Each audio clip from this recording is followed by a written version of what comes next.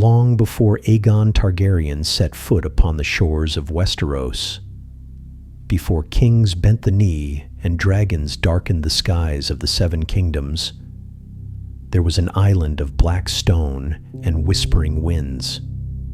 Dragonstone, carved by ancient Valyrian hands, stood like a brooding sentinel above the churning narrow sea. Its towers twisted upward like frozen fire, and its halls echoed with the memories of a civilization that had fallen in a single night of smoke and ash. Yet here, in this remote outpost of a shattered empire, destiny was stirring quietly. Aegon Targaryen walked the battlements in the dim stillness before dawn. The sky above him wore shades of deep blue and fading starlight, and the wind carried the scent of salt and volcanic stone. He was young, barely 20, and yet he moved with a calm authority that made even seasoned warriors straighten when he passed. His black hair lifted softly in the breeze, and the early light drew faint silver from the edge of his cloak. Below him, the sea murmured against the rocks, its rhythm steady and ancient. Aegon paused to listen. He often did. The quiet moments spoke to him as loudly as the cries of dragons. For even now, at the far end of the battlements, a massive shadow shifted, winged, patient, powerful, Balerion. The black dread rested with coiled grace, his wings folded, his scales shining like polished obsidian.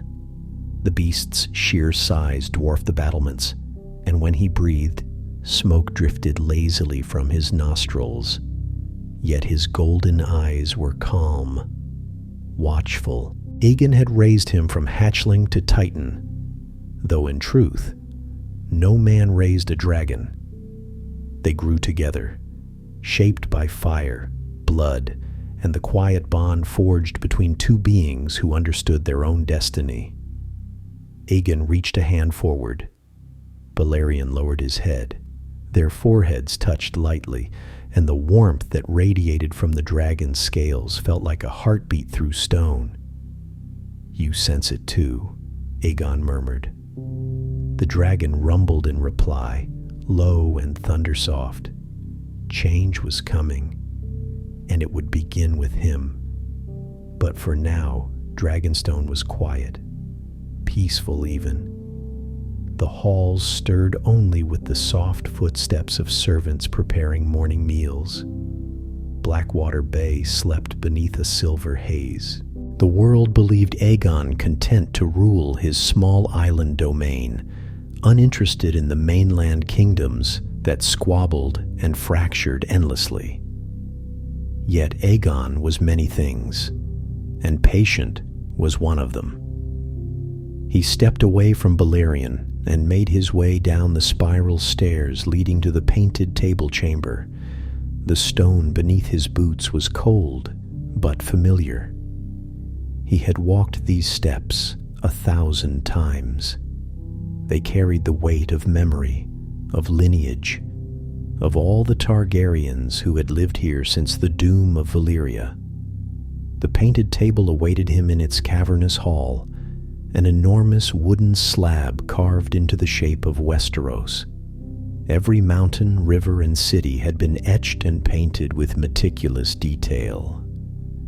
And yet, there were no borders, no seven kingdoms, no divisions of kings or lords, only one land, one realm. Aegon stood over the map, hands clasped behind his back. Moonlight slanted through the narrow windows, brushing the western coast with pale silver. It was here that the whispers began. Why rule a fractured island when you could rule a continent? Why watch from afar when dragons could change the world? But Aegon did not conquer for glory, nor greed. He had seen too many Valyrian lords fall to such folly. He moved only when the time was right. The sound of footsteps drew his attention. Visenya entered first, tall, striking, with eyes the color of steel and hair like refined silver. She carried a sword on her hip, though they were far from battle. Her presence was a blade unto itself. Behind her came Rhaenys, softer in demeanor, warm as sunlight, her smile gentle yet thoughtful. Where Visenya was tempered iron, Rhaenys was flowing water. Both were his sisters, both were his wives, and both, in their own ways, shaped the path he would walk. "You're awake early," Rhaenys said, her voice as light as dawn breeze. Aegon nodded. "There is much to consider." Visenya's gaze drifted across the painted table. The Stormlands clash with Dorne again. The Riverlands bleed under foreign rule. The Reach and the Rock threaten each other, as always. 7 kingdoms, forever at war, Rhaenys finished softly. Aegon traced a finger along the central valleys. Separate when they could be united. Visenya crossed her arms. "Are you finally convinced?" Aegon looked up. "Westeros will not unite itself." Rhaenys smiled faintly. "And who better to unite them than a Dragonlord?" Aegon paused for a long moment, letting silence settle like morning mist. "I did not choose Dragonstone," he said quietly. "The world ended, and fate brought our family here. But perhaps it was not exile." Visenya raised a brow. "Then what was it?" Aegon rested his palm on the painted table. "Preparation." The word echoed gently through the hall. Rhaenys stepped closer, her hand brushing Aegon's arm. "The people will resist." "They will learn," Visenya said, "or they will burn." Aegon's voice was calm, soft yet resolute. "No, not burn, bend. I want not ashes, but order." Outside, a dragon roared, loud enough to shake dust from the carvings. The sisters exchanged a knowing look. Aegon Targaryen had made his decision. His conquest would not begin with thunder. It would begin quietly, like dawn rising over a restless world. Morning light crept slowly across Dragonstone, painting the sky in muted hues of rose and pale gold. Smoke rose gently from the volcanic vents near the shore, drifting like long fingers across the sky before dissolving into the soft winds. From the highest tower, the sea glimmered like hammered silver, still and contemplative under the newborn sun. It was a quiet morning, deceptively ordinary for a place where the future of kingdoms was quietly forming. Aegon Targaryen stood at the window of his private chamber, watching the sunrise with a contemplative stillness. His long cloak brushed against the stone floor, dark fabric whispering faintly with each subtle movement. Birds circled above the cliffs, their calls distant and faint. Yet beneath these gentle sounds, Aegon felt something deeper, an invisible pull, a whispering certainty that fate was stirring. Behind him, the chamber door opened with a soft creak. Orys Baratheon entered, tall, broad-shouldered, and ruggedly steadfast. His dark hair contrasted sharply with the pale stone walls, and though he carried no noble sigil of ancient lineage, there was a quiet nobility in his bearing. Many whispered that he was Aegon's half-brother, born of another mother, but bound by blood and loyalty nonetheless. Whether true or not, theirs was a bond as strong as dragonfire. "You're awake early," Orys remarked, approaching with measured footsteps. Again, Aegon did not turn. Sleep comes lightly these days. "Dreams of dragons? Dreams of kingdoms," Aegon replied softly. Orys moved beside him, leaning on the windowsill as he looked out over the mist-shrouded sea. "The men speak of changes in the air, Even the servants sensed something coming. Aegon's gaze remained fixed on the horizon. The world is shifting. Westeros fractures more each year. Petty kings fight for land, while the people suffer for pride they do not share. Orys studied him carefully. "And what do you intend to do about it?" Aegon closed his eyes for a breath, letting the weight of his thoughts settle before he spoke. "Unite them." The word floated through the chamber like a spark waiting for flame. Orys straightened, folding his arms. "Unite the 7 kingdoms under one rule?" Aegon finally turned, his lilac eyes steady. "Under one banner, one crown, one purpose." "And whose head will wear that crown?" Orys asked, though he already knew the answer. Aegon tilted his head slightly. "The one who can keep the peace." Orys let out a quiet breath that could have been a laugh. "The lords will resist." "Some," Aegon agreed. "Not all." "And dragons?" Orys asked. "Dragons do not ask permission." Aegon stepped away from the window, letting the sunlight frame him in soft gold.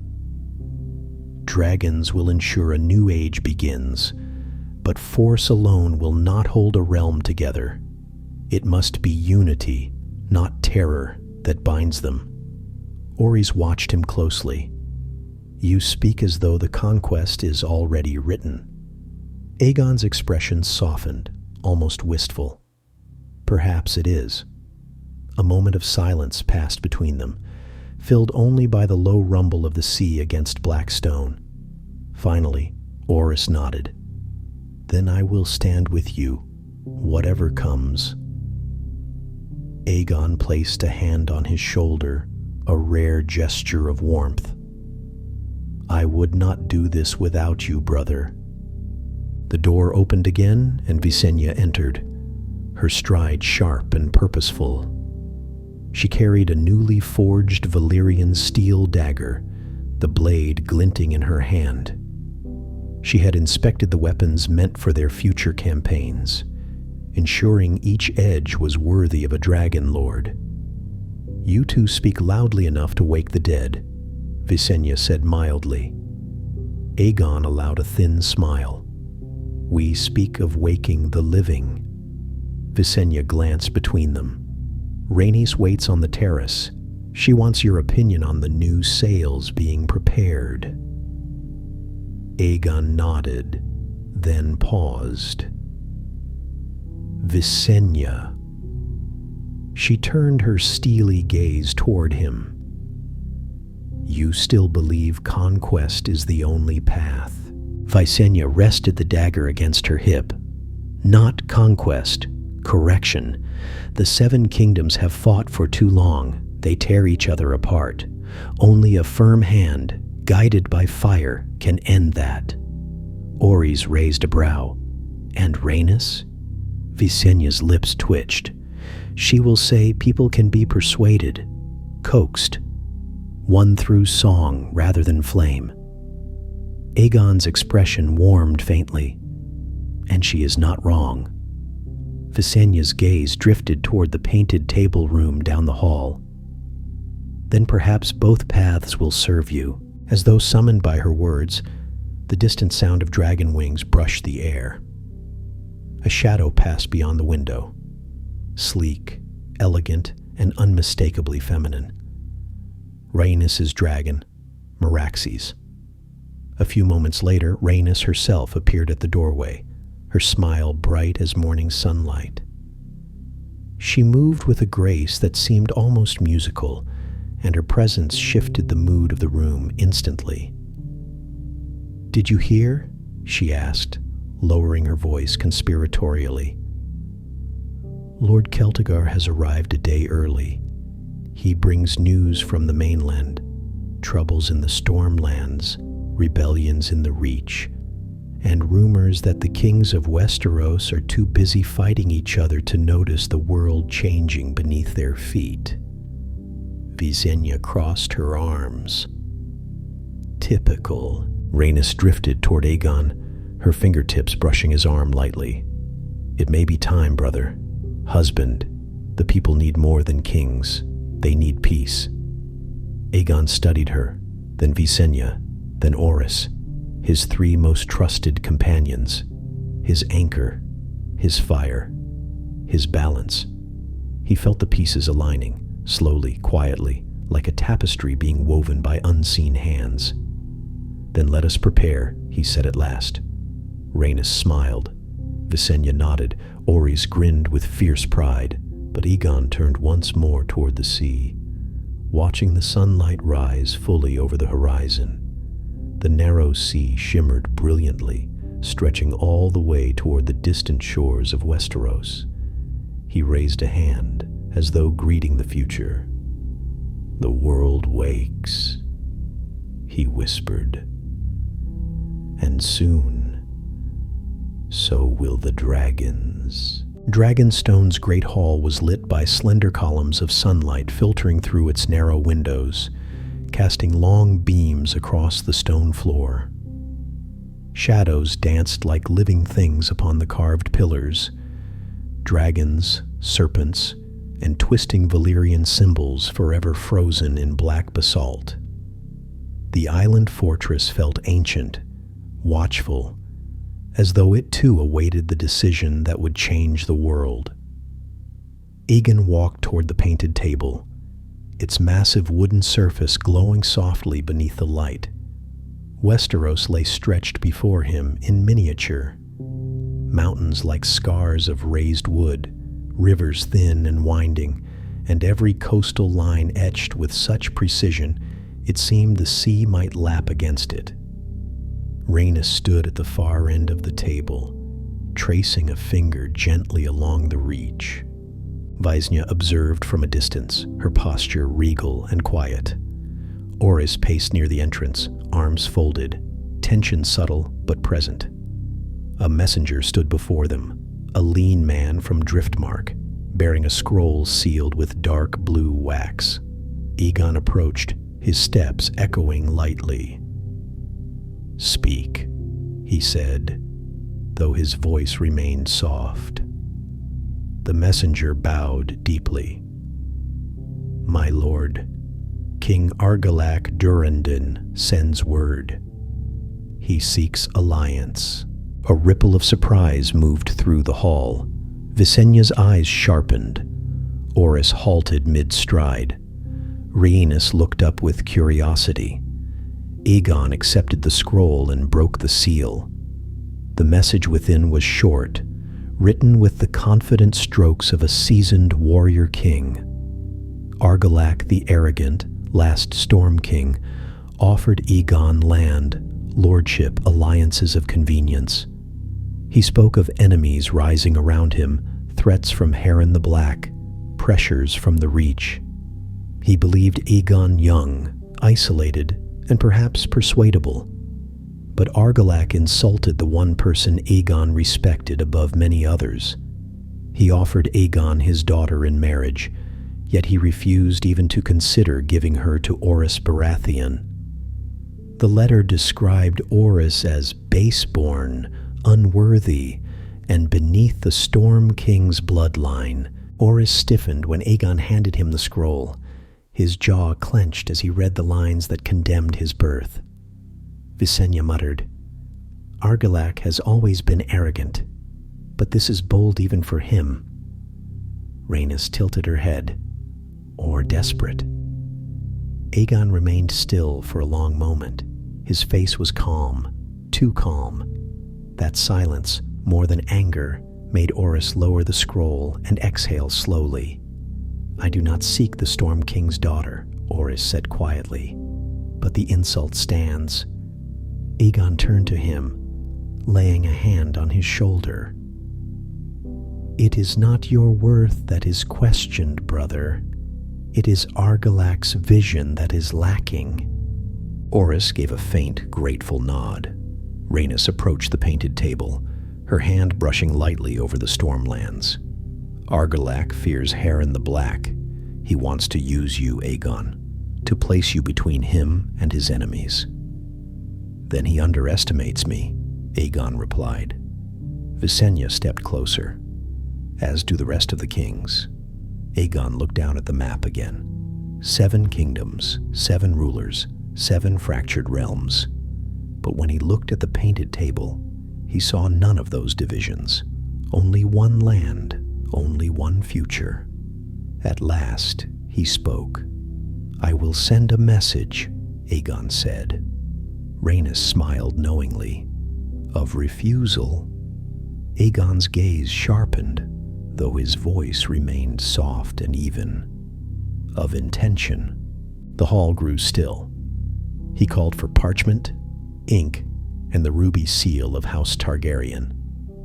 When the materials arrived, he began to write. Not hastily, nor angrily, but with calm precision. His quill moved smoothly across the parchment, each stroke deliberate. At last he set the quill aside and read aloud. From Aegon Targaryen, Lord of Dragonstone.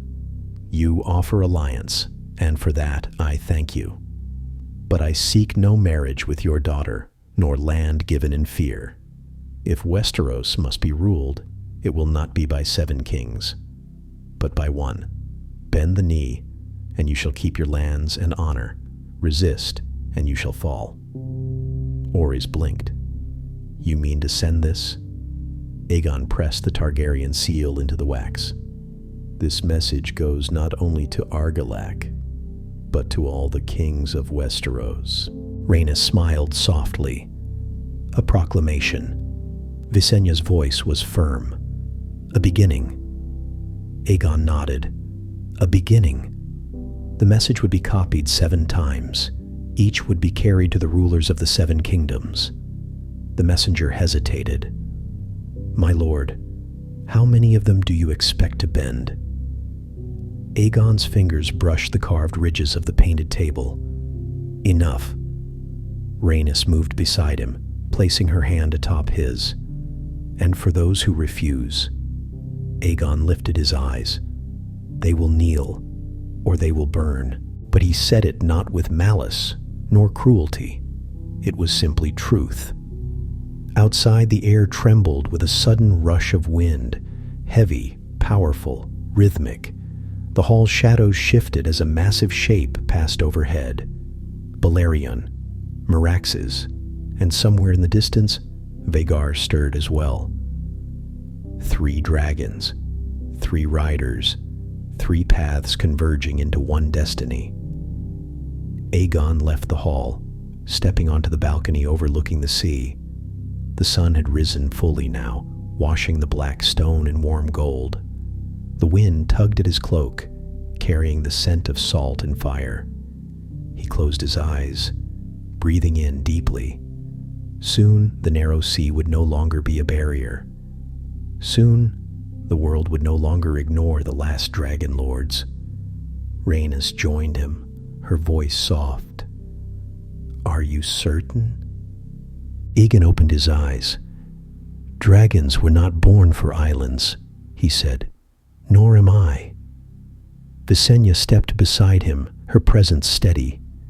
Then let the world hear your will. Aegon looked toward the distant coastline, barely a line on the horizon. Westeros felt close enough to touch. His voice was quiet, resolute, unwavering. It is time. And the wind carried those words across the sea. The narrow sea was quiet on the morning Aegon Targaryen crossed it, not with thunder, not with storm, but with the gentle hush of waves brushing against the hulls of his ships. The sky stretched pale and endless above him, a soft gradient of dawn light that glimmered upon the water like scattered shards of glass. The air smelled of brine and morning chill, but beneath that lay something more elusive, the faint scent of possibility, of a world about to shift. Aegon stood at the bow of the lead ship, his cloak fluttering gently behind him. Balerion's shadow swept periodically across the deck as the black dread circled overhead, wings beating slow and steady, like the pulse of a slumbering god. Behind him, Meraxes and Vhagar soared under the command of his sisters, their bellies glinting gold in the early sun. The dragons moved without urgency, gliding peacefully, almost lazily, yet every man aboard the ships felt the weight of their presence. Even the most seasoned sailors kept their voices low. This was not simply a voyage. It was the beginning of something vast, something Westeros had not seen since the Age of Heroes. Aegon looked toward the horizon. Land was forming in the distance, dark shapes rising slowly from the sea, silhouettes of hills and shorelines emerging like creatures waking from slumber. Westeros, not as lines on the painted table, but as a reality before his eyes. Footsteps approached. Rhaenys appeared beside him, her hair dancing in the sea breeze. "You're quiet this morning," she said softly. Aegon's eyes remained on the coastline. "I am listening." Rhaenys smiled gently. "To the sea?" "To the world," Aegon murmured. "It speaks when it is ready to change." Rhaenys followed his gaze, her expression serene. "It does feel different, doesn't it? As though the land itself waits." Aegon nodded. A short distance behind them, Visenya stood near the mast, her posture straight, her hand resting lightly on the hilt of Dark Sister. She did not gaze at the horizon as Rhaenys did, but watched the skies for dragons, scanning with careful intensity. Visenya was ever the warrior, focused, sharp, unyielding. Orys Baratheon approached from below deck, eyes squinting slightly against the morning brightness. "Land ahead," he announced, though the sight was obvious. "We'll reach the Cape by midday. Men are restless." "They feel what we feel," Aegon said. His voice remained calm, but there was a quiet fire beneath it. "This day begins our purpose." Orys nodded, his expression solemn but proud. "And the lords of Westeros will remember it." Aegon said nothing, but the faintest shadow of a smile touched his lips. The ships continued gliding toward the shore, and the coastline sharpened into clarity. They approached a long curve of untouched beach, bordered by a gentle rise of grassy hills. The terrain was open, quiet, undefended, a place where worlds could begin without resistance. Aegon chose it deliberately. The men disembarked slowly, stepping onto sand that had never known the tread of a dragonlord before. The beach was cool beneath their boots, and the sea breeze brushed softly across their faces. The dragons landed in a sweeping descent, Balerion first, earth shaking beneath his tremendous weight. Then Meraxes, golden and graceful. Then Vhagar, smaller but fierce, her wings folding sharply. The soldiers bowed their heads instinctively as the dragons settled, though none were commanded to. Dragons demanded reverence simply by existing. Aegon stepped forward and knelt on the sand, his hand pressing into it. The grains were warm from the rising sun, and they shifted slightly beneath his touch. "Here," he whispered. Rhaenys knelt beside him, her eyes warm. "What do you call it, brother?" Visenya joined them, lowering herself to the ground with deliberate grace. "A conqueror's first step should not be nameless." Aegon looked between them, then back at the land stretching before him. His voice was steady as he spoke. "King's Landing." The words drifted across the quiet air, soft yet destined, neither bold nor loud, simply truth spoken for the first time. Rhaenys smiled. "One day it will be." Visenya gave a small nod. "A fitting beginning." Aegon rose, facing the men gathering around him. Their armor gleamed in the sun, and their banners stirred lightly in the breeze. They looked upon him with trust, calm, unwavering trust. Many had followed him from Dragonstone without question, believing in the promise he carried more than the certainty of victory. Aegon raised his voice just enough to carry across the beach. "We come not as destroyers," he said, "but as unifiers. Westeros is divided, broken by pride and war, but today, a new age begins." The men stood taller. "We will build here," Aegon continued, "a fort to mark our landing, a foundation not of conquest alone, but of purpose." He motioned to Orys. "Choose a name." Orys studied the ground thoughtfully. "Aegon's Point," he said at last. Aegon shook his head gently. "Not mine."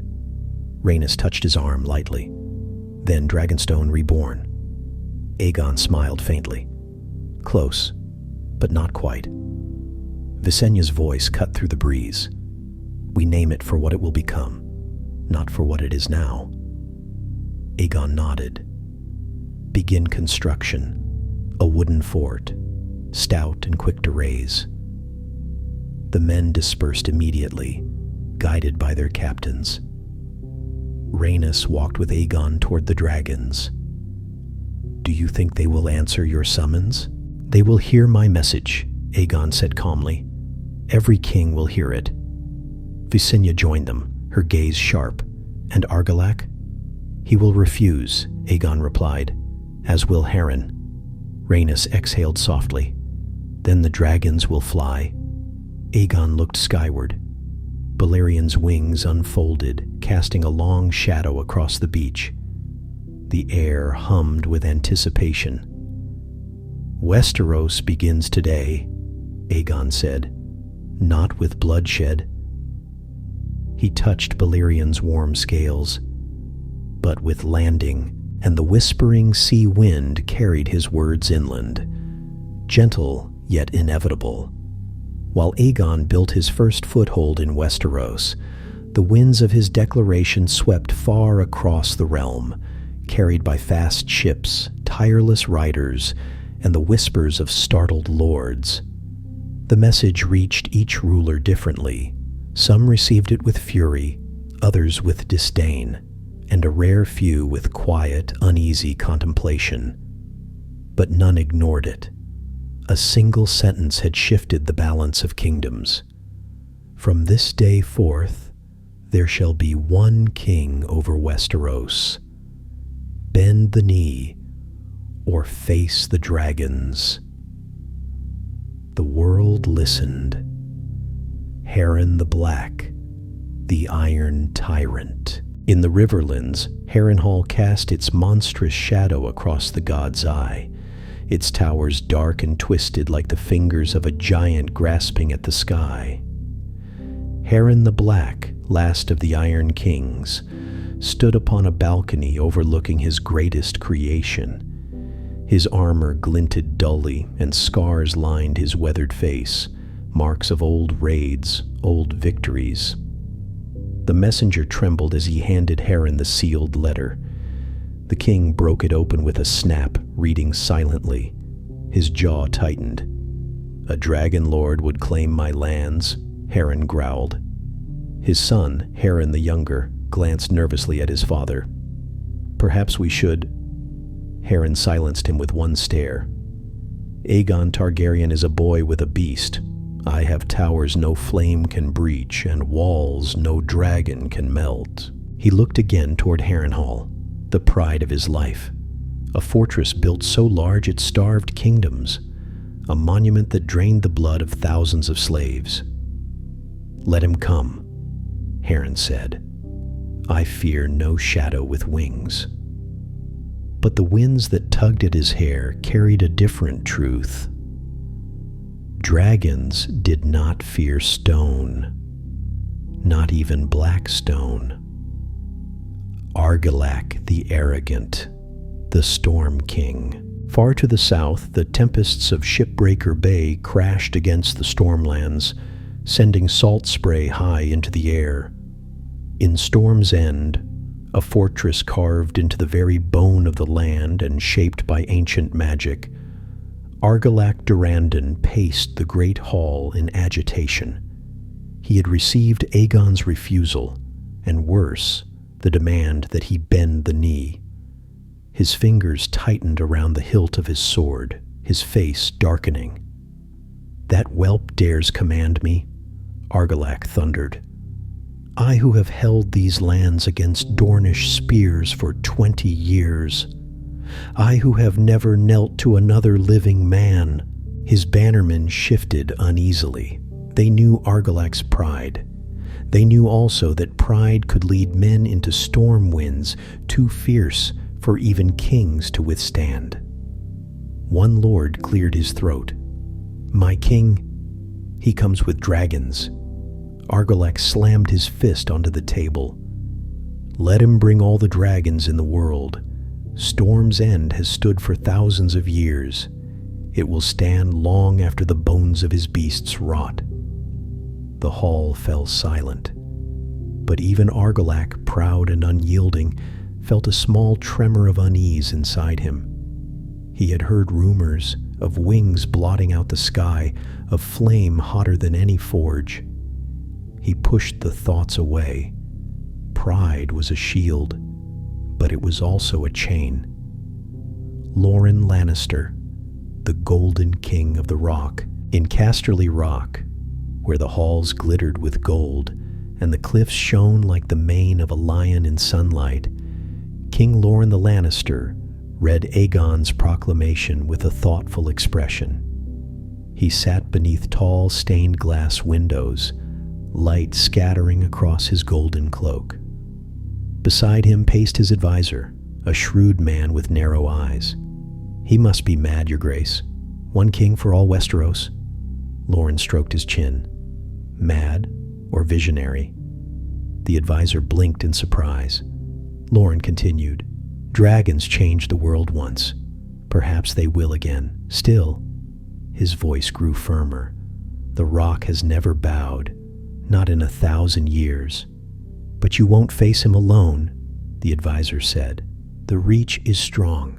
The Stormlands will resist. Dorne will never kneel." "True." Loren folded the parchment. "But dragons do not care how many stand against them."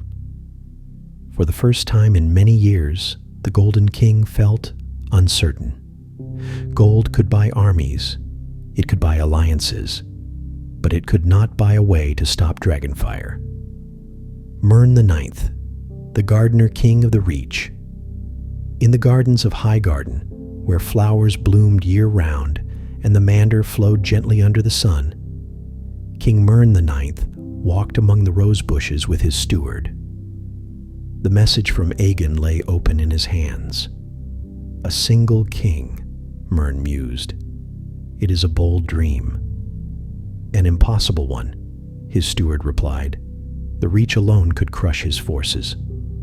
Mern smiled faintly. "We have numbers, yes, but he has dragons." "Dragons are not invincible," the steward insisted. "No," Mern agreed, "but men are far weaker." He sighed softly, brushing a fingertip along a pale blossom. "War will come, whether we wish it or not. The question is how many lives it will cost." Highgarden was fertile, beautiful, peaceful. Mern had no wish to see it burned, but the choice might not be his. Shara Arryn, the Queen Regent in the Vale High atop the Eyrie, perched among clouds like a castle of white wings, Queen Regent Shara. Arryn read Aegon's letter aloud. Her young son, Ronald, listened with wide eyes. "A dragon lord?" he whispered. "Will he bring dragons here?" Shara folded the parchment. "Not unless we give him reason." She moved toward the narrow window, gazing across the vale. Peaks rose like frozen giants, their shadows long against the morning light. "The Eyrie has never fallen," she murmured. "Not to invaders, not to siege, not to armies 10 times our size." "But what about dragons?" Ronald asked. Shara closed her eyes. A mother's silence can speak louder than fear. Torrhen Stark, the king in the north. In Winterfell, winter winds howled softly against the ramparts as King Torrhen Stark read Aegon's words by firelight. Snowflakes drifted beyond the window, swirling across the courtyard like pale embers. Torrhen's expression was calm, too calm. The north was vast, cold, and fiercely independent. It had bent to no Valyrian, no Andal, no conqueror in thousands of years. And yet, Torrhen ran a finger along the parchment. "One king, or dragons?" His sister asked gently, "What will you do?" Torrhen folded the letter slowly. "I will do what the North always does," he said. "I will watch. I will wait. And when the time comes..." He looked into the fire, eyes reflecting the flames. "I will choose the path that saves my people." Across Westeros, 7 kings stood on the edge of a future they did not yet understand. Some with pride, some with fear, some with quiet wisdom. But the dragons were awake, and Aegon had landed. While kings weighed their choices and lords whispered in their halls, Aegon Targaryen wasted no time. Messages had been sent. Alliances had been refused. Pride had answered where wisdom might have prevailed. And so, the dragons stirred. It began with Harrenhal, the largest castle in Westeros, the greatest ever built. The fortress that drained the strength of nations, towering, monstrous, and cold.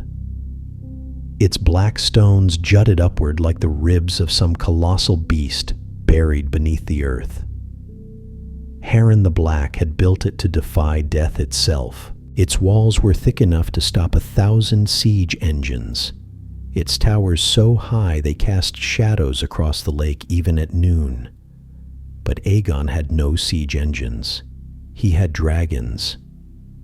Aegon stood on Balerion's broad back, the black dread's wings opening like storm clouds gathering strength. The morning sky stretched pale and endless above them, but beneath that calm lay the tremor of something long forgotten. Fear in the hearts of men who had never seen a dragon in flight. Behind him, Rhaenys soared on Meraxes, her golden dragon gleaming like a sun. Visenya flew on Vhagar, smaller but fierce, her wingbeats sharp and steady.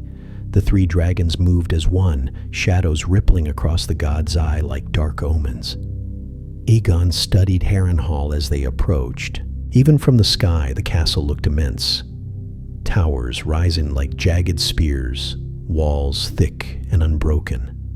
A marvel, a monstrosity, a final monument to a king who valued stone more than people.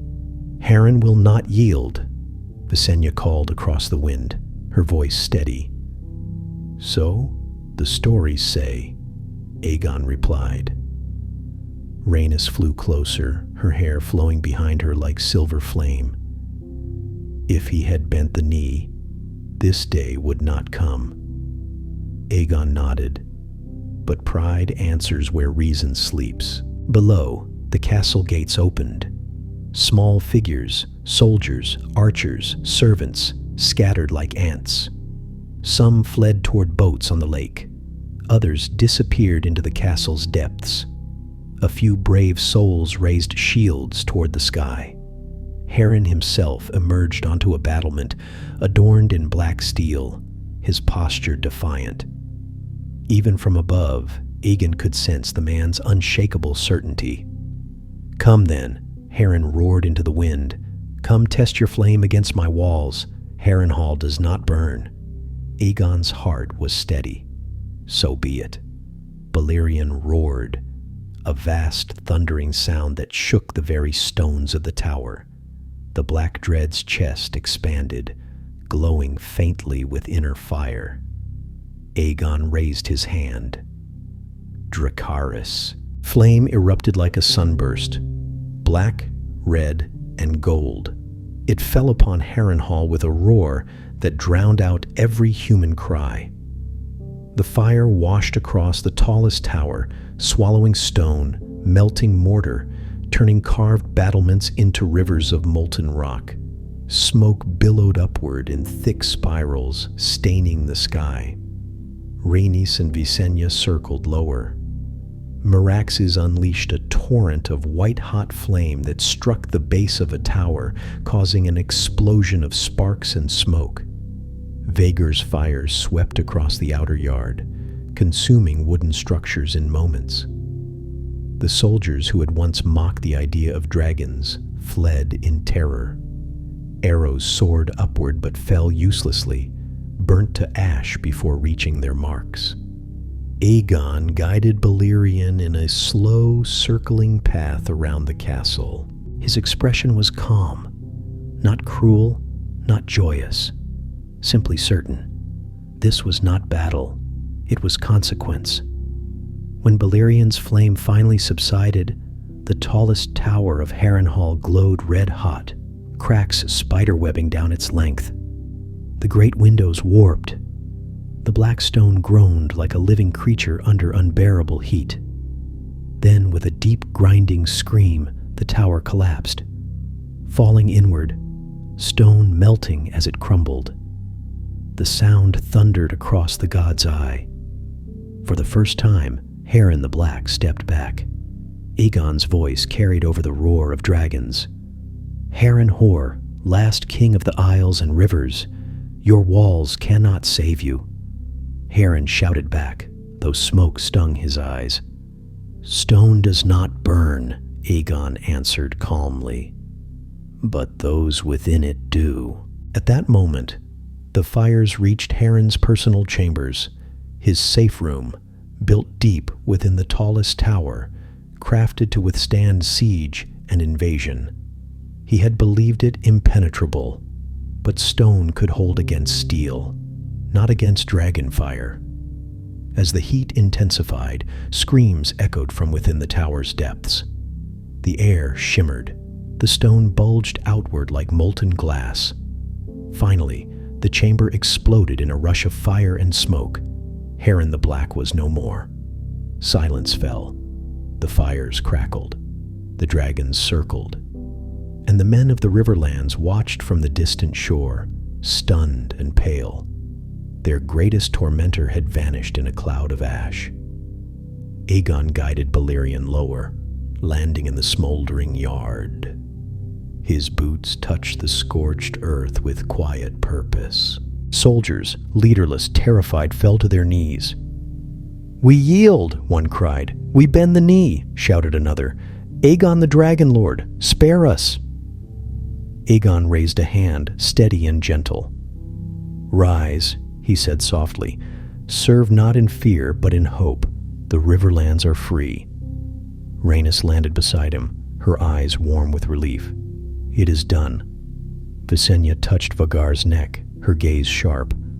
"One king has fallen. Others will follow." Aegon looked toward the horizon, toward kingdoms not yet reached by flame. "This is not conquest for glory," he said. "This is the end of endless war. This is the beginning of peace." The wind carried the smoke upward, spiraling toward the morning sun. And so fell Harrenhal, the unburnable castle. And so rose Aegon's legend. After Harrenhal's fall, the winds of Westeros carried Aegon's name farther and faster than any raven could. Farmers whispered it in the fields, traders murmured it in marketplaces, lords debated it behind closed doors, and kings, once proud and unchallenged, began to feel a quiet dread uncoiling in their hearts. But two kings did not fear. They gathered armies instead. King Loren Lannister of the Rock and King Mern IX of the Reach, two of the richest, strongest realms in Westeros, formed an alliance to stop the Dragonlord before his fire spread too far. Together, they assembled what would become the single largest host Westeros had seen since the Age of Heroes. 55,000 men, gleaming with golden armor and green surcoats. Knights, archers, pikemen, heavy cavalry, the finest of their lands. Aegon had fewer than half that number, yet numbers alone had never been his strength. The armies met on a vast stretch of rolling plain where the grass swayed like gentle waves beneath the sun. It was a peaceful field, bright, open, warm, a place meant for harvests, not for war. But history would rename it, and no one who stood upon that soil would ever forget. Aegon arrived early, Balerion gliding across the sky like a shadow shaped from smoke. The black dread circled high above the ground, his wings blotting out the sunlight in great sweeping flashes. Far below, thousands of soldiers stared upward, some frozen in awe, others trembling where they stood. Aegon's force, small, disciplined, quiet, waited behind him on the ridge. Rhaenys circled on Meraxes, her dragon's silver-white scales reflecting the morning light. Visenya soared on Vhagar, her green-bronze wings cutting sharp arcs across the horizon. 3 dragons against 55,000 men. The sky itself seemed to hold its breath. Aegon watched the 2 armies forming lines below. Standards fluttered, golden lions, green roses, and thousands of spears glinting like a field of stars. He felt no hatred for them, only resolve. Visenya flew closer, wind whipping her hair back. "They are confident," she said. "As they should be," Aegon replied softly. "They have never known what dragons can do together." Rhaenys glided to his other side, her voice gentle. "There is still time for them to yield." Visenya's eyes hardened slightly. "Pride will not let them." Aegon looked over the armies again. The cavalry was taking position. Knights in gold plate lowered their helms. Horses stamped and snorted impatiently.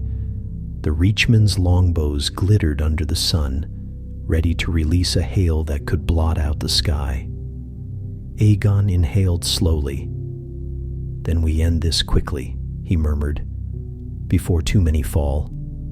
Balerion rumbled beneath him, a vast, deep growl that vibrated through the air. The dragon sensed the moment approaching, his muscles coiling beneath his black scales. Aegon raised his hand. The plain fell silent. Mern rode forward first, tall upon his destrier, banners rippling behind him. His armor shone green and gold, bright as summer. Loren Lannister followed beside him, regal in crimson and polished lion helm. They lifted their swords, one gold, one green, and their combined armies surged into motion. The charge began with thunder. 55,000 men advanced in a sweeping tide of metal and muscle. Hooves hammered the ground like drums of war. The earth trembled under the force of their movement. Arrows lifted into the sky, darkening it in a great ascending wave. Aegon watched them come. To many, the sight would have inspired fear. To Aegon, it inspired clarity. He spoke one word: now. The dragons dove. Vhagar descended first, her roar sharp as a blade cutting through silence. She swept across the left flank of the army, wings beating powerful gusts of wind that knocked archers from their feet. Her fire burst forth in a river of green-gold flame, sweeping across the lines of pikemen. Shields melted, spears curled, men scattered in panic. Then Meraxes dove from the opposite direction, her silver-white wings shining like moonlight even in daylight. She unleashed a torrent of flame that washed across the cavalry, panicking the horses. Knights toppled, shields split. The line broke almost instantly. But the loudest terror belonged to the dragon at the center. Balerion descended with a roar that eclipsed thunder. The black dread's flame poured forth like a falling star, black and red and impossibly bright. The heat was so intense that it warped the air itself.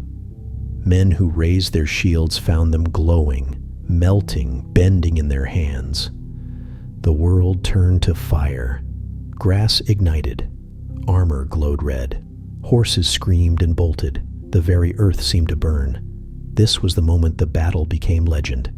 It would be remembered not as a victory, not as a defeat, but as a transformation. The field of fire. Through the chaos, Aegon kept his voice steady, guiding Balerion with soft commands. He was not cruel in his strikes. He avoided where he could. He left space for men to flee. But still, fire was fire, and dragons were dragons. The two kings fought valiantly.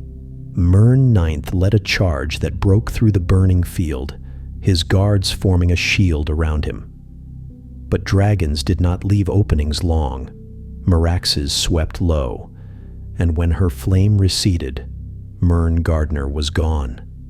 The last Gardner king lost in a flash of white-hot fire. Loren Lannister saw it, and something in him broke. His golden armor, once bright and proud, now bore scorch marks and soot. His horse trembled beneath him, flames reflected in his eyes, wild, impossible flames that erased any illusion of victory. He threw down his sword, he fell to his knees, and the lion bent. Aegon watched from above as Loren surrendered, his voice cracking through the smoke-filled air. "I yield, the rock yields, the Westerlands kneel." Rhaenys circled above, her eyes softening. "It is done." Visenya's voice was calm. "One realm turned, another gone. The rest will follow." Aegon stroked Balerion's neck, feeling the warmth of the dragon's scales. "No more fields of fire," he whispered. "Not if bending can spare burning." Below, the smoke thinned. The fire settled. The sun broke through the haze like a new dawn opening. Aegon Targaryen had won the greatest battle ever fought in Westeros, and yet his voice, when he spoke, was soft. "Peace begins here." News of the field of fire spread across Westeros like a soft but unstoppable wind. It carried with it the smell of smoke, the whisper of wings, and a quiet truth that had begun to settle in the hearts of men. The dragons had returned, and no army alive could stand against them. In Winterfell, the message arrived not by raven, nor by wandering merchant, but by the uneasy silence of the Northerners themselves. For generations, the North had remained apart from Southern wars, untouched, unyielding, steadfast. But even those hardened by winter felt the tremor of what had happened far to the south. King Torrhen Stark stood atop the battlements of Winterfell, his cloak pulled tight against the biting wind. Snow drifted lazily around him, settling on the stone like pale dust. His beard had grown silver at the edges, though his eyes were still sharp. Sharp enough to see the truth behind stories of dragonfire. His sister Lyanna Stark, not the maiden of later songs, but a woman of quiet wisdom, approached with slow steps. She watched the snowflakes cling to Torrhen's hair. "The ravens bring the same tale," she said gently. 3 kings defeated, a 4th burned, and the Lannisters' golden lion bowed. Torrhen nodded. His voice was low, thoughtful. "Aegon Targaryen comes north." Lyanna looked to the distant white fields. "Will you fight him?" Torrhen closed his eyes briefly as the winter wind brushed his face. The North remembers its strength. But I cannot ignore what dragons did to Harrenhal, to the Reach, to the West. You are King of Winter, Lyanna reminded him, the last one who has not yet chosen. Torrhen's hand tightened on the frosted stone. A king's duty is to protect his people. Pride has no place in such choices. The wind howled softly in agreement. The march south. Before dawn the next morning, Torrhen Stark gathered 20,000 northern soldiers, stout men wrapped in furs carrying shields of oak and iron. They marched southward, leaving behind their frozen homeland not for conquest, but for answer. The North had never knelt, never wavered, never been conquered. But this was not an enemy like the Lannisters or the Dornish. This was fire, and winter alone could not quench it. Torrhen's army crossed the neck, the marshlands whispering beneath their boots. They moved swiftly but cautiously, for they knew Aegon awaited them somewhere beyond the bogs and reeds. The morning they reached the Trident, Torrhen stood before the flowing river, its waters shimmering under a cold strip of sunlight. On the far bank, Aegon's camp stretched across the land, quiet, orderly, and strangely peaceful. No raised banners of taunting challenge, no drums of war, only the soft rustle of canvas and the distant rumble of dragon wings. Torrhen stared at the shadows moving above the tents. Aegon was waiting. Aegon's calm, Aegon Targaryen stood outside his pavilion, Balerion behind him like a mountain of blackened steel. Meraxes and Vagar circled lazily overhead, their wings casting trembling reflections upon the waters of the Trident. Rhaenys stepped to his side. The North comes with honor. Visenya stood on his other side, her gaze keen and sharp. Honor does not stop fire. No, Aegon said quietly. But perhaps wisdom does. He watched as Torrhen's army formed on the opposite bank, shields glinting, standards fluttering, formations neat and disciplined. The North looked ready, strong, unbroken. And yet Torrhen himself did not mount a horse, nor draw his sword. He crossed the river on foot, removing his cloak and armor until he wore only a simple tunic. He approached without guards, without pride, without fear. Aegon stepped forward to meet him. For a moment, the world seemed to still. Winter met fire. The kneeling of a King Torrhen Stark stopped a few paces from Aegon. Snowflakes drifted between them, though no snow had fallen elsewhere that day. It was as if the North had sent one final breath to its king. Aegon spoke first, quietly. "You are the last king who has not answered my summons." Torrhen studied him. Not his dragon, not his armor, but the man. The young, composed figure who carried himself with the weight of inevitability, but spoke with the gentleness of someone who did not seek cruelty.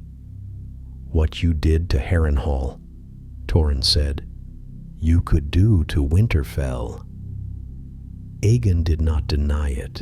"And what you did to the armies of the Reach and the Rock," Torrhen continued, "you could do to my people."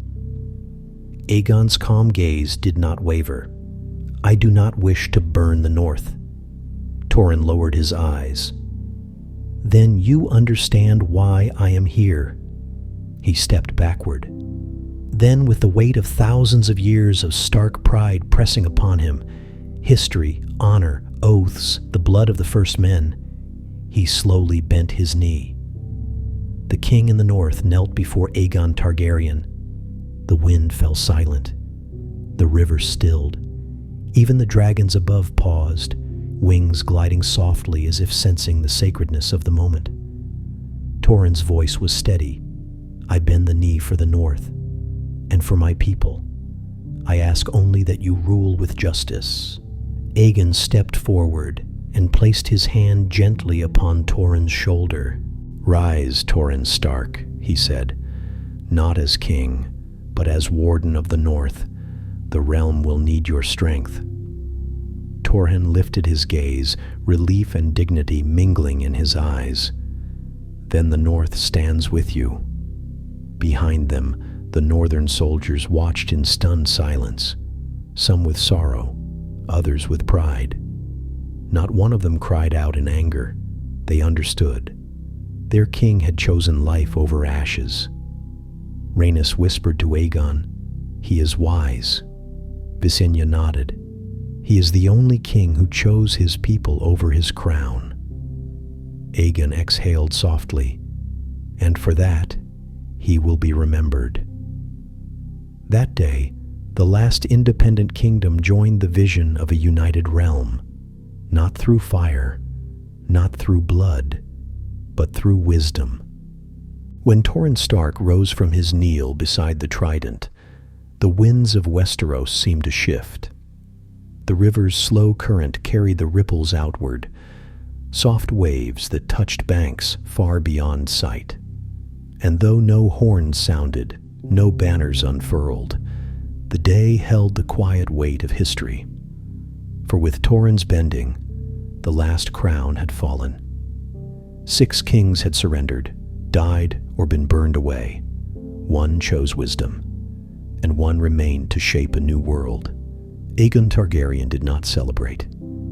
He only stood for a long moment, letting the winter air cool his breath as the weight of destiny settled into his bones. The dragons circled overhead, 3 shadows against the pale sky.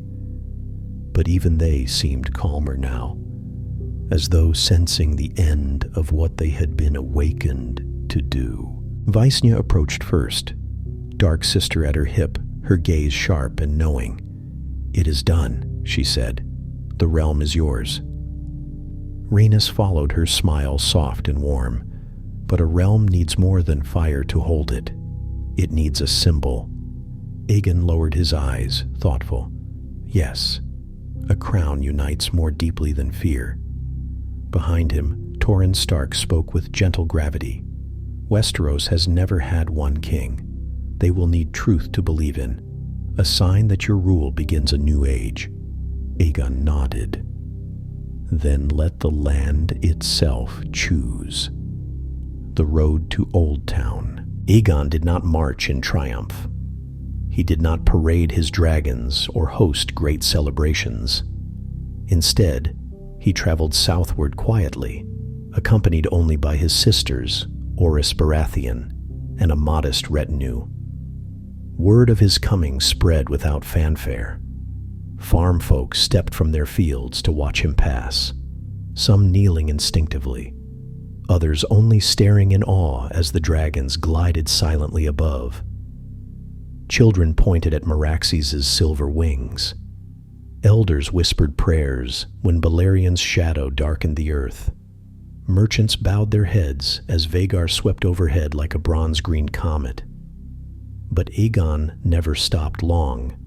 He did not demand feasts or tribute. What he did demand, without words, was recognition, not of his power, but of his purpose. As he neared Old Town, the ancient seat of knowledge and faith, the city stirred with anxious anticipation. The high tower bell rang from its highest balcony, echoing across the whispering sound. Monks whispered in cloisters. Masters debated in the citadel. High septons prayed in the starry sept. Aegon was coming, and none knew what judgment he expected. On the morning of his arrival, the streets of Old Town filled with thousands, citizens, merchants, sailors, priests, and maesters, all standing in hushed order as Aegon rode slowly through the gates. The dragons circled overhead, but did not descend. Aegon wanted no fear that day. He approached the starry sept where the High Septon waited in ceremonial robes of white and gold, a crystal crown glimmering on his brow. The old man watched Aegon dismount with careful, wise eyes, recognizing not just a conqueror, but a turning point in history. Aegon removed his sword. He knelt before the High Septon. A whisper swept through the crowd like a gust of wind. Even Visenya raised an eyebrow, surprised. But Aegon bowed his head, not in subservience, but in acknowledgement. "I seek not to rule by flame alone," he said softly, "but with the blessing of peace. Let Westeros be united not only by conquest, but by faith, by choice, and by hope." The High Septon placed trembling hands upon his hair. "In the light of the Seven, under the sky of the One from whom all power flows," he proclaimed, "I name thee Aegon of House Targaryen, first of your name, King of all Westeros." The crystal crown lowered onto Aegon's head.